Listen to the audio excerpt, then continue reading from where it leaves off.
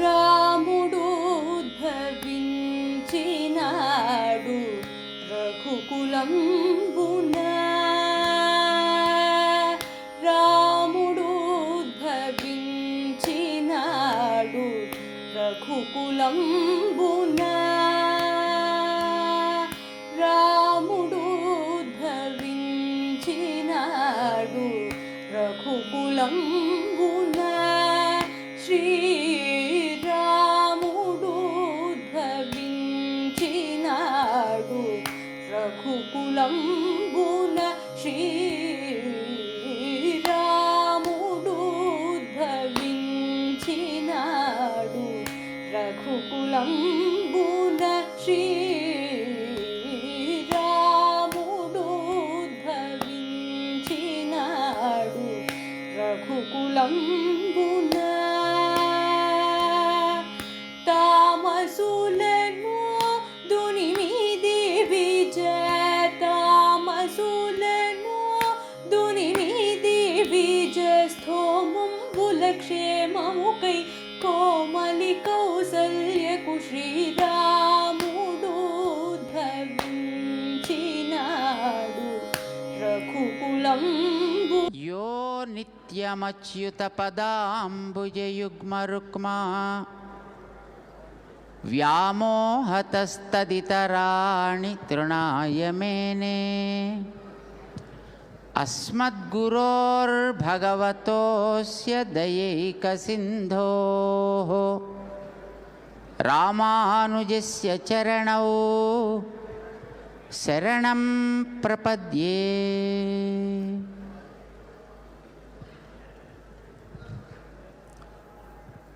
पूज्य आचार्य और संतगण,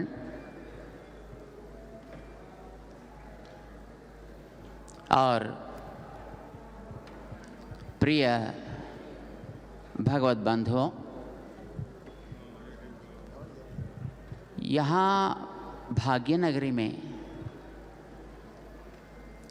स्वामी रामानुजाचार्य महाराज की समता मूर्ति का आविष्कार महोत्सव और उसके साथ 1035 कुंडों का श्री लक्ष्मी नारायण महायज्ञ कार्यक्रम का आज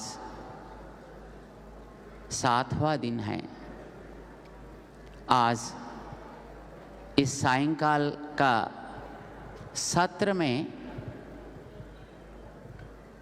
मूर्ति का दर्शन और जनता का संबोधन करने के लिए हमारा प्रियतम श्रीमान माननीय मोहन भागवत जी यहाँ पर पधारे हैं और माननीय भैया जोशी जी पधारे हैं और मध्य प्रदेश का मुख्यमंत्री श्रीमान शिवराज सिंह चौहान वो भी यहाँ पर दंपति के रूप में पधारे हैं। उन सबको हम आह्वान देते हुए का आगमन के लिए और आपकी वाणी को सुनने के लिए यहाँ पर तैयार है। प्रीतम मोहन भागवत जी, आपकी वाणी से यहाँ पर इन लोगों को संबोधित करें। जय श्रीमन नारायण। परम श्रद्धेय संत चरण, उपस्थित सज्जन, माता भगिनी, वैसे तो इस कार्यक्रम के निमित्त समाज को शांति में या आपत्ति में मार्गदर्शन करने वाले हमारे श्रद्धेय संतों के विचार मंथन से सारी बातें स्पष्ट हो गई है। at this one. परंतु वो बातें आप तक, हम तक पहुंची है कि नहीं पहुंची है, संभवतः इसकी परीक्षा सभी आचार्यगण संतगण करना चाहते, इसलिए आप मुझे बोलने के लिए बताया है। वेश मुझे ऐसा बना दिया है, लेकिन वेश बनने से ज्ञान और वैराग्य थोड़ी आता है। उसके लिए तो तपस्या करनी पड़ती है।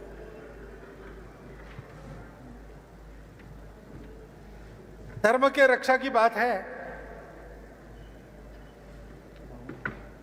तो धर्म की रक्षा करना है तो क्या रक्षा करनी है? मुझे एक कहानी याद आती है। एक खरगोश था, जंगल में सोया था, दोपहर अच्छी भरपेट घास खा ली थी और आराम कर रहा था। उतने में ताड़ के पेड़ का एक सूखा पत्ता, बड़ा होता है, आप सब लोगों ने ताड़ का पेड़ देखा है, वो पेड़ से छटका और नीचे आके खड़का, आवाज हुई। ताड़ का पत्ता बहुत बड़ा होता है, नीचे आता है तो आवाज होती है। तो ये हड़बड़ा के जागा और क्या खड़का क्या गिरा न देखते हुए भागा और एक जगह छुप गया। और फिर वहां से धीरे से मुंडी बाहर निकाल कर देखता है तो कुछ नहीं, पेड़ का बड़ा भी हो तो क्या, आखिर सूखा पत्ता ही है, जो नीचे गिरा उसकी आवाज हुई। तो उसको स्वयं पर बहुत ग्लानि हुई कि क्या मैं हूं, इतना सा छोटा सा हूं, कुछ नहीं है मेरे पास। मैं अगर हाथी जैसा बड़ा होता तो इस पेड़ के पत्ते के खड़कने से क्यों डरता? भगवान भी क्या अन्याय करते हैं? सबको कुछ न कुछ दिया है जिससे वो अपनी रक्षा कर सके। अरे कम से कम मुझे हाथी जैसा बना देता तो मुझे किसी को डरने की जरूरत नहीं थी। तो भगवान तो सबकी सुनते, उसकी भी सुन रहे थे। थोड़ा सा स्मितहास्य करके उन्होंने तथास्तु कह दिया, तो खरगोश हाथी जितना बन गया। उसको बड़ा आनंद हो गया, अब किसी को डरने की जरूरत नहीं। नींद हो गई थी, शाम का स्नान करने के लिए, और वहां पर एक तालाब था जंगल का, उसमें गया तो तालाब के किनारे मेंढक थे। उन्होंने कभी ऐसा देखा नहीं था, रूप खरगोश का और आकार हाथी का। तो वो जल में कूदने लगे, डुबुक डुबुक आवाज आने लगी। तो इसने कहा कि अरे डरो मत, मैं तो वही आपका खरगोश हूं। आज मेरा भगवान की कृपा से आकार बढ़ रहा है, अब किसी को डरने की जरूरत नहीं, इसलिए आनंद से नहाऊंगा। तो मेंढकों ने कहा ठीक है हम तो मान लेते हैं, लेकिन ये जो तुम कह रहे हो डरने की जरूरत नहीं, तो इस तालाब में तो एक मगरमच्छ रहता है, वो पानी में हाथी को भी भारी होता है। तो जरा विचार करके तो डर गया, वापस लौट गया और फिर सोचने लगा कि क्या फायदा हाथी जैसा आकार, भगवान ने भी क्या मजाक किया हमारे साथ। अरे मगरमच्छ है तो भारी, मुझे उसकी जैसी मोटी खाल होती, उस पर कांटे होते तो फिर से भगवान ने हंस के तथास्तु कह दिया। तो हाथी के आकार पर मगरमच्छ जैसी खाल और कांटे आ गए।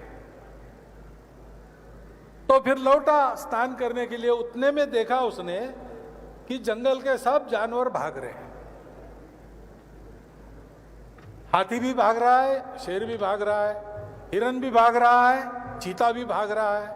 कोई एक दूसरे को खाने की सोच नहीं रहे, सब एक दिशा में भाग रहे हैं।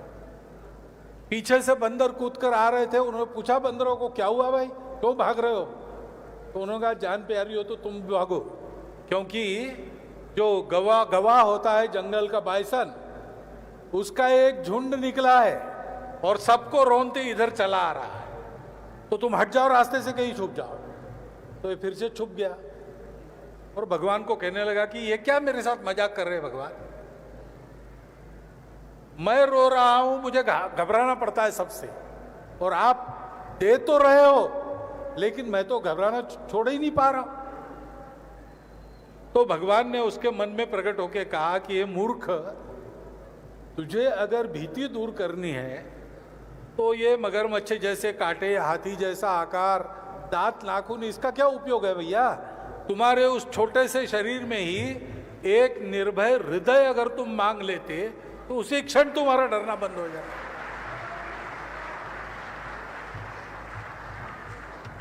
हम हिंदुओं की अपने देश में आज की स्थिति ऐसी ही है। हमारे पास कोई कमी नहीं है किसी बात की।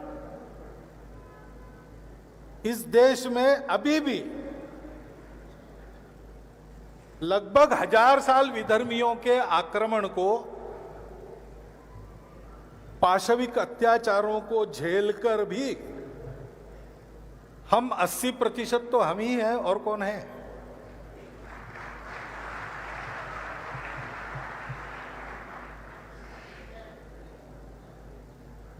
इस देश के शासन को चलाने वाले, इस देश के राजनीतिक दलों को चलाने वाले अधिकांश लोग तो हिंदू ही है, और कौन है? शासकीय कर्मचारियों में अधिकांश तो हिंदू है, और कौन है? क्या नहीं है हमारे पास इस देश में? ये हमारा देश है।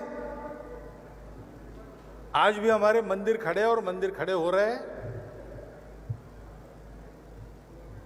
हमारी परंपरा ने हमको जो सिखाया है वो शाश्वत है। सारी दुनिया इक्वालिटी की बात फ्रांसीसी राज्य क्रांति के बाद करने लगी, और बात बहुत करते हैं, लेकिन आज भी कभी कभी लगता है कि गोरी चमड़ी वाले बाहर के लोग हैं, उनके मन में अपने श्रेष्ठता का अहंकार आज भी है। ऐसा वहां अन्य रंगों के लोग जो है उनको लगता है, वो बोलते भी हैं।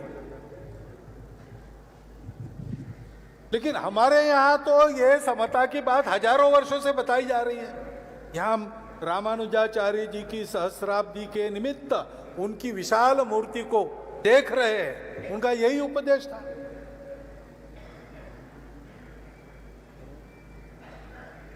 तो हमारे पास कमी किस बात की है? किसी बात की नहीं। हम अपने आप को भूल गए, बस यही है। लड़ना पड़ता है, लेकिन लड़ने के लिए क्या करना पड़ता है? कभी कभी जब चर्चा होती है तो ये समस्या है, वो समस्या है, यहां ऐसा हो रहा है, वहां ऐसा हो रहा है, इसी की चर्चा होती है। तो भाई उपाय की चर्चा करो। एक उदयनंद नाम का राजकुमार था केरल में। उसके पिताजी ने उसको सीखने के लिए भेजा। प्रजा का रक्षण करना है तुमको, लड़ना आना चाहिए, शस्त्र विद्या, द्रोणाचार्य की विद्या सिखाने वाले 21 आचार्य केरल में थे। उनका गुरुकुल था, उसमें भेजा। वो गया, उन आचार्यों के उनका शिष्य बनकर 12 साल उसने खूब अच्छी मेहनत की, खूब अच्छा सीख लिया। फिर परीक्षा का समय आया तो अपने शस्त्र लेकर पहुंच गया गुरु के पास। 20 गुरु बैठे थे, 21वें प्रधानाचार्य सबके सामने थे, और उसने कहा कि आचार्य मैं उपस्थित हूं, मेरी परीक्षा लीजिए। तो प्रधानाचार्य ने पूछा उसको, परीक्षा तो लेते लेकिन पढ़े कितना हो वो बताओ। 12 साल में हमने पढ़ाया ठीक है, लेकिन तुमने लिया कितना वो बताओ, तो उसकी परीक्षा लेंगे। तो उसने कहा कि आचार्य आपकी कृपा से मैं इतना सीख गया हूं कि मेरे सामने विभिन्न शस्त्र अस्त्र लेकर अगर 10,000 लोग आते हैं तो मैं उनसे लड़ सकता हूं और विजयी हो सकता हूं। हाँ, लेकिन आपने ताली बजाई, आचार्यों ने भी ताली तो बजाई होंगी, लेकिन उसको कहा कि ये अच्छा है लेकिन अभी परीक्षा नहीं लेंगे, 6 महीने बाद आओ। तो वो तो समझ गया, 6 महीने बाद यानी सप्लीमेंट्री में बुलाया, तो फेल हो गए। तो सोचने लगा, और सोचते सोचते उसको उत्तर मिल गया। 6 महीने के बाद फिर पहुंचा और वही प्रश्न उसको किया गया कि क्या सीखे हो बताओ। तो उसने कहा कि आचार्य मैं जरा भूल गया था, ठीक से सोचा नहीं था, 10,000 लोगों से तो किसी को नहीं लड़ना पड़ता है। विभिन्न अस्त्र शस्त्र लेकर आपको मारने के लिए 10,000 लोग घेर कर भी खड़े हो गए तो भी जो अंदर खड़े हैं उतने ही आपको मार सकते हैं। बाकी लोग तो आपको मार ही नहीं सकते, उनके शस्त्र आपस में ही टकरा जाएंगे। तो ये युद्ध का शास्त्र, अपना परंपरागत शास्त्र जो है वो कहता है कि अधिक से अधिक 27 लोग आपको एक साथ मार सकते हैं। तो उसने कहा कि मैं 27 लोगों से अच्छी तरह लड़ सकता हूं। तो गुरु ने कहा कि तुमको सोचने की दिशा मिल गई है, इसी दिशा में सोचो और 6 महीने के बाद आओ। तो थोड़ा दुख हुआ, लेकिन उनको लगा कि एक क्लू तो मिल गया, इसी दिशा में सोचना है। तो सोचते सोचते उसको ध्यान में आया, अगली बार पहुंचा और वही प्रश्न आया तो उसने बताया कि मेरे अहंकार में मैं भूल गया था, 27 लोग मारेंगे तो भी एक साथ। शास्त्र ये कहता है कि एक को रोको, दूसरे को धौस दो, तीसरे को पीटो और चौथे के बगल से घेरे के बाहर हो जाओ, और फिर कभी एक से ज्यादा को सामने पड़ने मत दो। तो मैं एक से तो बहुत अच्छी तरह लड़ सकता हूं, क्योंकि एक समय एक से ही लड़ना पड़ता है।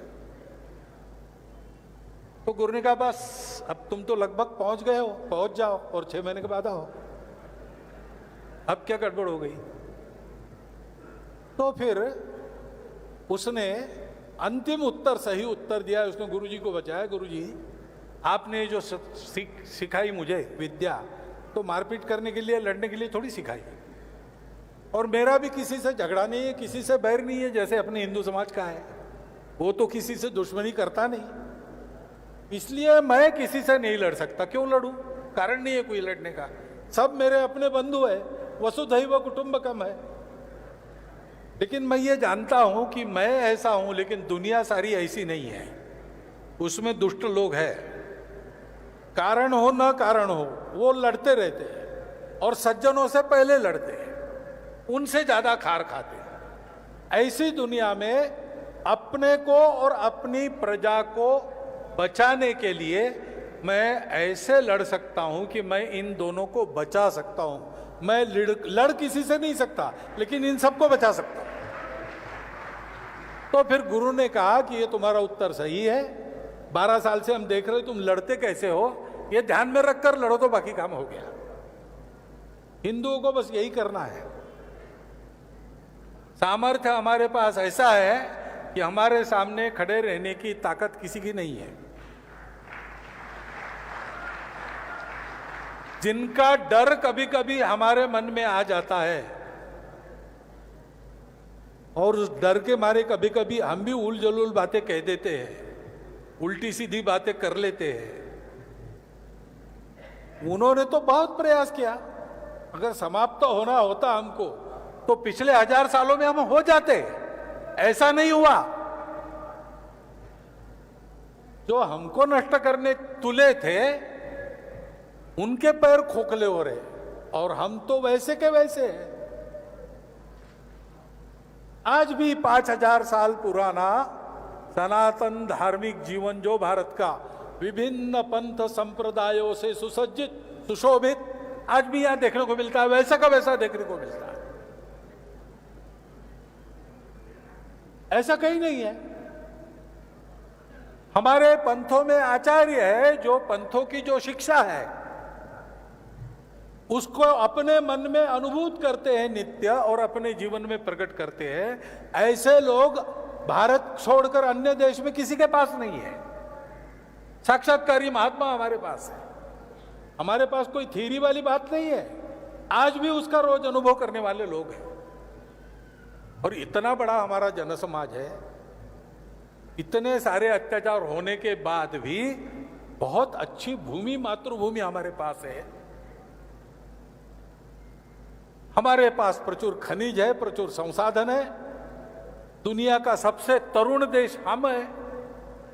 हम डर क्यों रहे हैं? तो 2-3 बातें हैं। हम अपने आप को भूल गए, पहली बात तो हम अपने आप को भूल गए, तो हम अपनों को भी भूल गए। इसलिए यह बताना पड़ता है, जिस देश में और सर्वत्र एक ही सत्य का निवास मानते हैं, अस्तित्व की, एकता की सारी विविधता है, केवल विविधता में एकता नहीं, ऐसा मानते हैं, उस देश में समता समरसता के लिए आह्वान करना पड़ता है। ऐसा क्यों करना पड़ता है? क्योंकि हम भूल गए।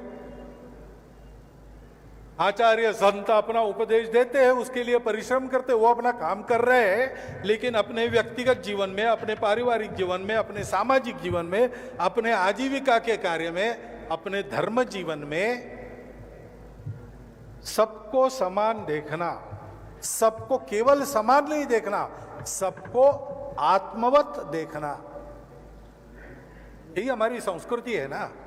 सब पंथ संप्रदाय, वैदिक अवैदिक सब प्रकार के, शुरू तो एक ही बात से होते हैं भारत के, कि सब कुछ एक से निकला है। वो एक चेतन है कि जड़ है, असत से सत होता है कि नहीं होता है, ये दार्शनिक वाद विवाद है। ये सारा करके भवती न भवती होके अंत में रहना कैसे, उसका उपदेश सबका एक है।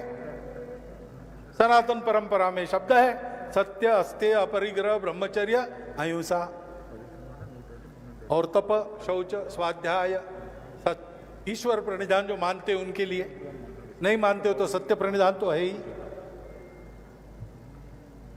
तो ये यम नियमात्मक आचरण का उपदेश सबका है और प्रस्थान बिंदु सबका एक है।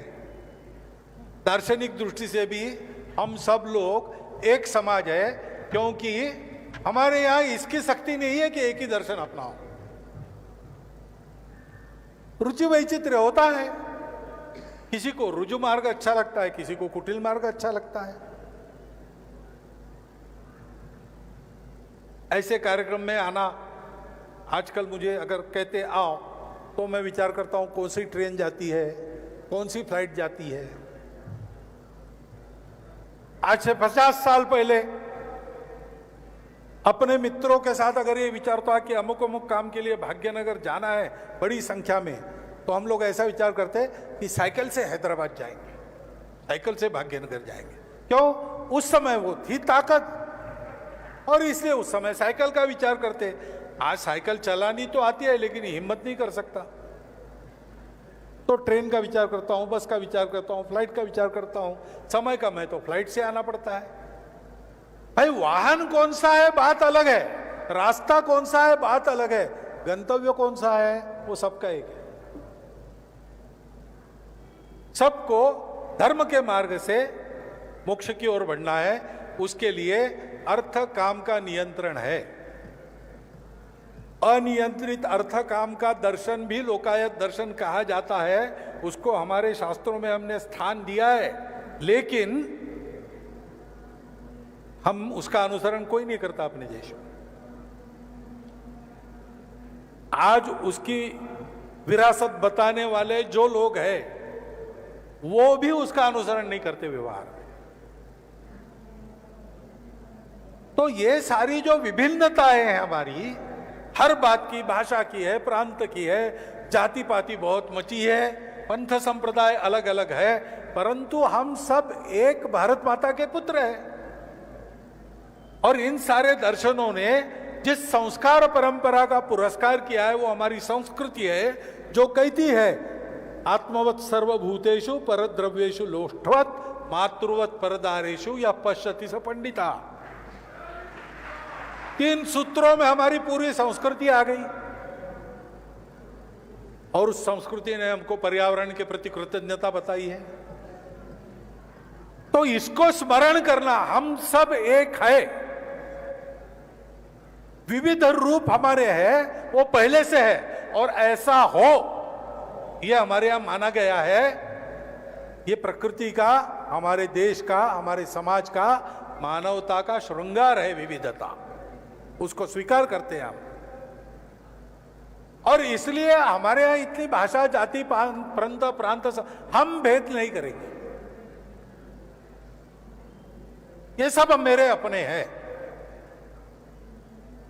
और मेरा भला करते समय मैं इन सब के भलाई की सोचूंगा और इनके साथ मेरा व्यवहार हमेशा अपनापन का होगा।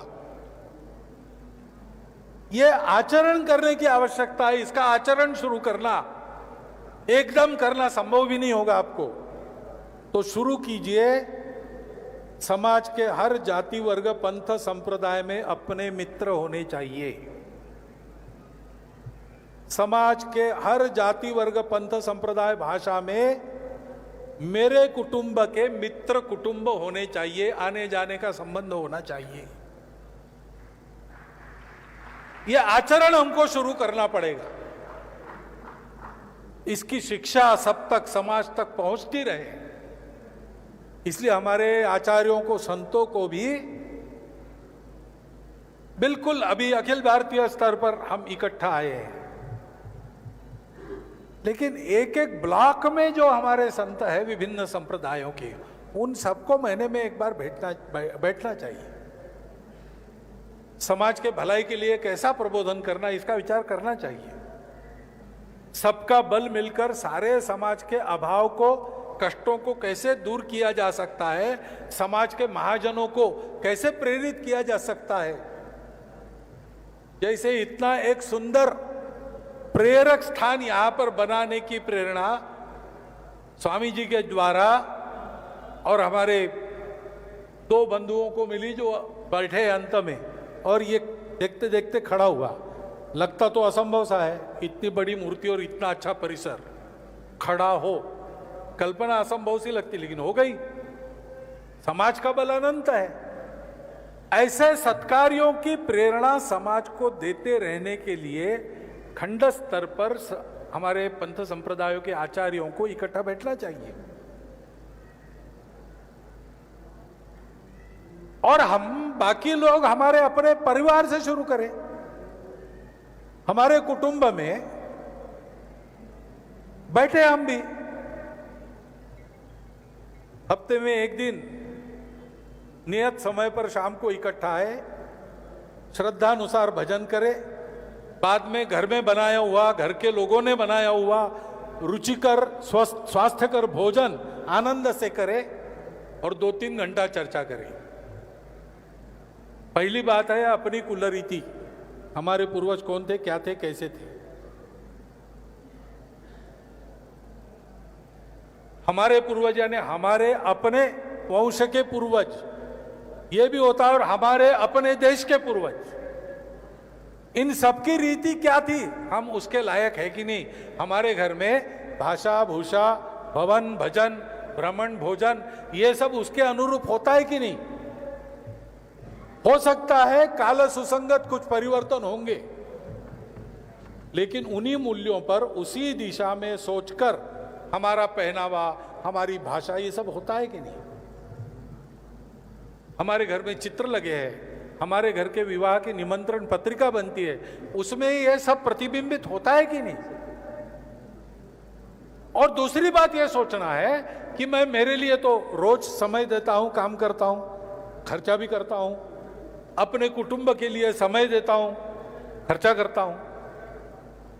जिस समाज पर मेरा अस्तित्व अवलंबित है, उसके लिए मैं क्या करता हूं, रोज कितना समय, कितना पैसा। अपने यहां परंपरा कहती है कि आय का 6वां हिस्सा राजा को दो राज्य चलाने के लिए, 6वां हिस्सा अपने लिए रखो, 6वां हिस्सा अपने परिवार के लिए रखो, 6वां हिस्सा आड़े हाथ, आड़े समय में काम आने के लिए बचत में रखो, 6वां हिस्सा समाज के अभाव दूर करना, समाज की आवश्यकता पूर्ण करना, धर्मशाला, धर्मादाय, चिकित्सालय आदि आदि समाज की धारणा के लिए चलने वाले काम, सेवा कार्य, इसके लिए रखो। और 6वां हिस्सा अपने देवालय, अपने देवालयों में पूजा, उनका रखरखाव, उनका पोषण, इसके लिए रखो।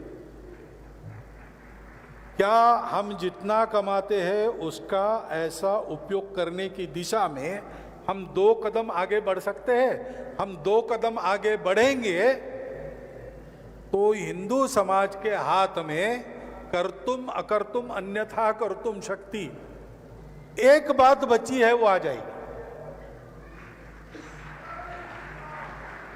और ध्यान रखिए कि मेरा अपना हित, मेरे परिवार का हित, मेरी भाषा का हित, मेरी जाति का हित, मेरे प्रांत का हित, मेरे पंथ का हित, ये हमेशा दूसरे नंबर पर है।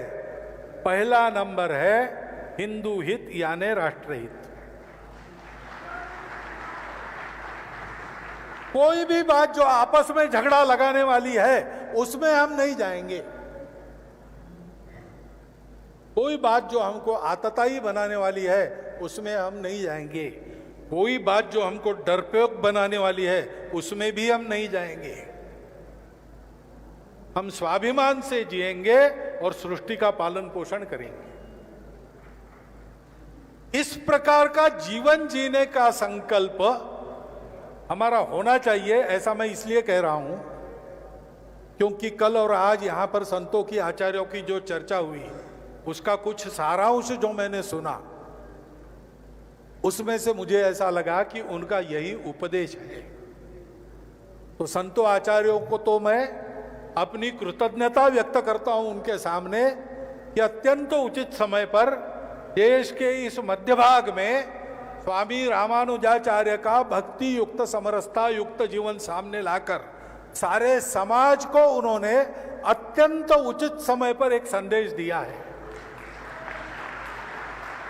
वास्तव में यहां से अपने देश के भाग्य का जगना, इसकी एक प्रक्रिया का एक चरण पहले शुरू हो गई है। एक चरण यहां से शुरू हो गया है। भाग्यनगर का नाम सार्थक हो गया। तो इससे ज्यादा अपने को कहना क्या है? मुझे क्या बताना है आपको? मुझे इतना ही कहना है और मुझे भी वो करना है कि ये जो बातें उनकी कही हुई बातें हैं, धर्म जगत में कैसे लाना, समाज को कैसे प्रबुद्ध बनाना, सेवा कैसे बढ़ाना, वो देखेंगे।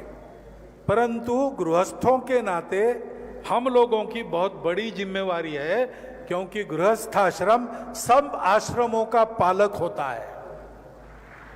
समाज की धारणा करने वाला गृहस्थाश्रम होता है। धारणा कैसी करना इसका ज्ञान देने वाला संन्यास आश्रम होता है।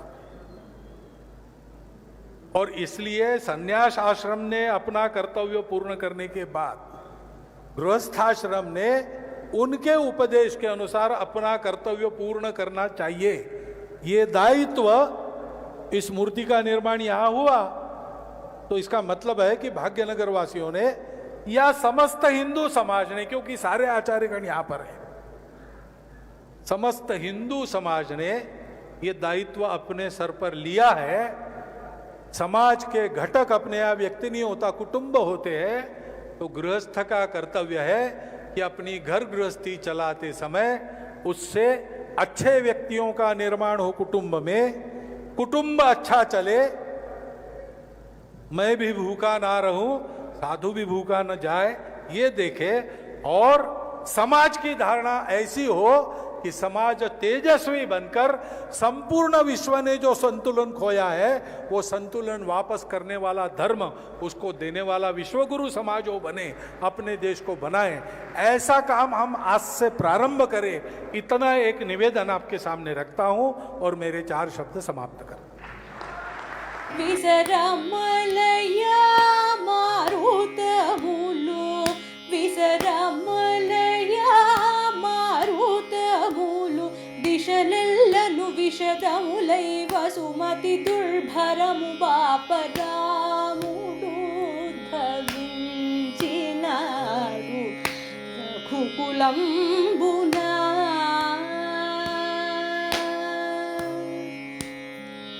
कलु